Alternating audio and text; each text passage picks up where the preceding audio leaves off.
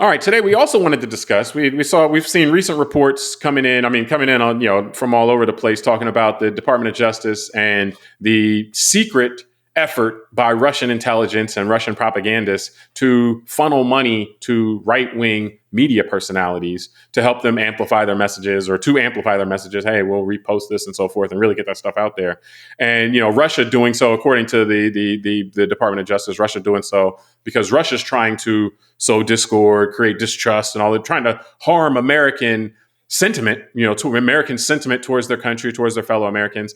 And apparently, based on their actions, they're funding these existing Americans they found to be better suited for that than endless bots, operated by machines and so forth. So this effort has picked up really in the last couple of years. So Tunde, any of the revelations really hit you here? What really stands out to you about what's happening? What's been unfolded thus far? We've seen thus far in the indictments, and what this represents. Yeah, I mean, it's unfortunately not a surprise. We know that the Russia and the United States have been adversaries, conducting espionage on each other for 100 years plus. So that's not a surprise. All the emotional muscle memory of things like the Mueller report in 2016 and the spies that were infiltrating the NRA 10 years ago, and all that stuff comes to mind. So it just is another reminder that the Russian government sees an easier path through disrupting the American narrative from within as a means to its goals of getting the United States to kind of leave it alone to operate how it wants in Europe than any other means. And also just knocking the United States down a peg or two, just in general, you're right. In terms of influence internationally and so forth. And knocking down the global energy that was prestige, running in the direction, and how people around the world view the America, but also like the Western democratic ideals, that up until about 10 years ago was where a lot of the world looked like it wanted to go, and so I think for me all that comes up into play, and the sad kind of reminder when I see something like this is, in one way I can say that the fact they get caught, that stuff and all that shows that they're somewhat ineffective at it, or in one direction a little bit negative on their results. But in another way, they've been very effective at it because they basically gotten one of two American political parties to basically change its platform and outlook on how it wants to view Russia and many people in its leadership. And I think how that's it wants to view Western democracies. That's Western or NATO. The NATO, which is NATO alliance. I guess one of the things that Russia fears. It's a great long-term. It's been so far a successful espionage play over 20 years, if you look at it from that standpoint. So it's just another continuation of this coming out to light now. Yeah, now people have, since this has been revealed, people have kind of really had their way with it in terms of, all this makes sense, or, see these people, this person's on the take and yada, yada, yada. And then, we've had conservative media personalities, right-wing media personalities coming out and saying, they didn't tell me what to say or anything like that. To me, it actually, I'll give you an analogy that harkens back to your NCAA days. And to me, if this would make me question myself if I was a right-wing media person, because let's say you're playing basketball, right? And one of the 5 players on the court, you're going against the team. And it's like, hey, if we want to beat this team, we want to let that guy shoot. We want that guy to shoot. So we're going to guard everybody else really tight. We'll double team. We'll help off of that guy. We want to funnel all the shots to this guy. We think that this player over here, player number 5, the more times that person shoots, the worse it is for the other team. That is something that player number 5 would notice and be like, oh man, I'm the weak link. I'm the one holding the team back because the other team's whole strategy, they think it's harmful for my team if I'm the one shooting a lot. I'm looking at the conservative, these right-wing media people and saying, Russia thinks you're the weak link. Russia's like, we can really hurt America if we can get these guys, if we can amplify their voice and we can get these guys talking a lot, that'll really hurt America. Again, it has nothing. It actually is even more embarrassing for people coming out and saying, I maintained editorial control the whole time. This was just me saying, I was going to say this stuff anyway. It's like, whoa, really? So the stuff you were going to say anyway, the other side, the other team has said, oh, yeah. The more you say that, the more people that hear that, the worse for your team. So to me, it's amazing. The kind of, again, looking at it from a sports context, this would be the most embarrassing thing. This is the other side, the other team looks at you as not keeping, not just you as a neutral, but you are actively hurting your team from their perspective. And so to me, that part is just amazing. And maybe that's why it is what it is. But actually, your analogy is good because that might explain why they appear to want to go play for that team and not our team. You're right. That dude said they're throwing the game. If you could gamble on this thing, they'd be getting accused of point shaving. No, they're like the Washington. They're like the Washington Generals. You know what I mean?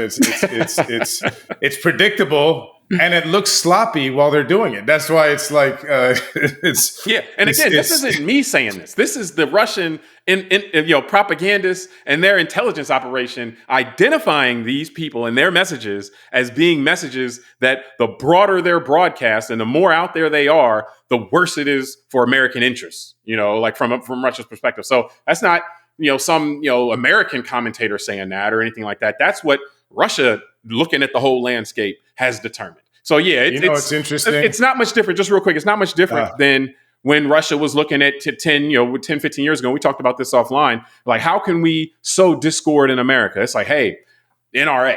Let's infiltrate the NRA. Let's send people in there. Those people can be flipped and worked against what we think are America's interests pretty easily. So Russia does this. They think, who are the people that are the least loyal or whose messages are the most harmful to Americans coming together and being able to do things.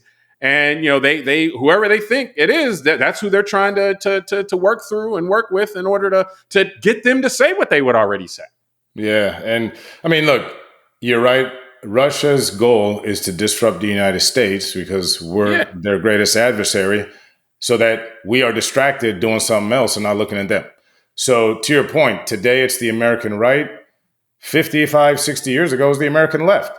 And so Russia's pretty neutral on who they want to disturb. They're only looking for the weak link. Yeah, they're only looking for the weak link. And it's not an ideological thing. It's who's the weak link here in terms of American unity, American being able to work together as a team.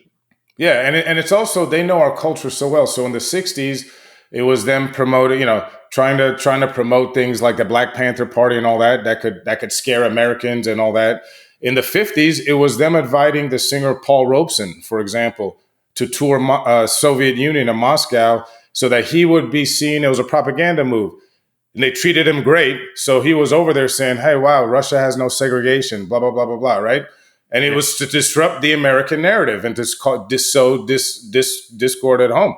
So the tactics are used, and I hear this sometimes, we do this and that. Of course we do. That's the whole point of having an intelligence operation in the government. And so this happens, and other countries do other things like this to us. It's well documented. The Saudis, the Israelis, the Egyptians all have Foreign Agent Registration Act offices in Washington, D.C., and they're foreign agents. And in terms of the companies in America are foreign agents representing the interests of those countries. And that's actually disclosed. They may give money or invest in media companies and all, or promote, people on, doing social media stuff. They may do all that stuff too. They're public about it, as required by the law. Whereas Russia, is more more handcuffed in terms of how they can do that stuff with sanctions and everything like that. Yeah, and we see this pop also, up. Remember, the secrecy part of it is really interesting as well. Yeah, but I was going to say, it reminded me, remember in 2017, Michael Flynn, who was the security advisor for President Trump for 10 days, he was busted because the country Turkey, had paid him $500,000 to try and get some dude in Pennsylvania. And it wasn't that they were trying to get a retired U.S. general to do their bidding that got him in trouble, is that he didn't register as a foreign agent because he was paid by a foreign company to do something in the U.S. So that's to your point. Sometimes I'm like, man, these guys, America is pretty good if you disclose your corruption just in public, right? Like lobbying and all this stuff. Like we have a lot of laws that allow you just to buy people at this point. Yeah. So you're better off remember actually. The Supreme Court recently, it had a whole said, a gift is not a bribe. If as long as you do the good deed first, or as long as if you give the gift first, if you give it first, it's not a bribe. It's only if the guy does legislation in your favor, you do it after. That's a bribe. So apparently, so that's my point is it's almost like the Russians' desire to want to be in secrecy is what hurts them more. Well, that's the question here also is it purely the sanctions, or does Russia think keeping their involvement hidden is kind of necessary for this to work? Because, I mean, you got people like Tucker Carlson, who's prominent right-wing, commentator, going to Russia, broadcasting from Russia, talking about how great Russia is.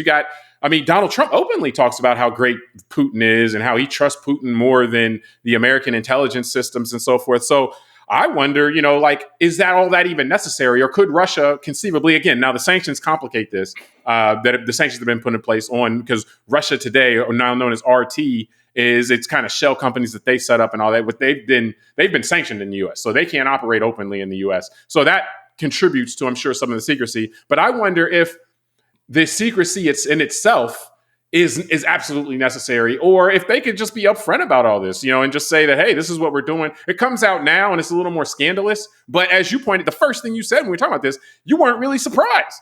Yeah. It's like, hey, I think actually might help their cause if they just came out public with it, and these Americans just got honest and say, no, we're just trying to, be Russia's friend more, and we want to change, just continue to tell us we want to change up our foreign policy, how we're stance, and we don't like NATO. We don't want to be at the top. That doesn't seem to hurt Donald Trump. Donald Trump talks about NATO, complains about NATO, talks about Putin as great guy and all this, and so. It would seem, if he's the leader of the party, that it seems like many Republicans basically, like the whole Reagan anti-Russia, anti-communist stuff seems to be gone now. It seems to be the party's gone a different direction, at least by and large. Now, maybe that's why people like Dick Cheney and, so forth are getting out. Maybe that's what's happening there. But nonetheless, where the party is now, it doesn't seem to be something that would be frowned upon to be working in concert with Russia. Yeah, well, on their side, obviously, people like you and me would be like, "Yo, they wish us harm, right?" Yeah. But I think we can wrap this topic from there. We appreciate y'all for joining us. Check us. We got one more topic coming today, and we'll talk to you there.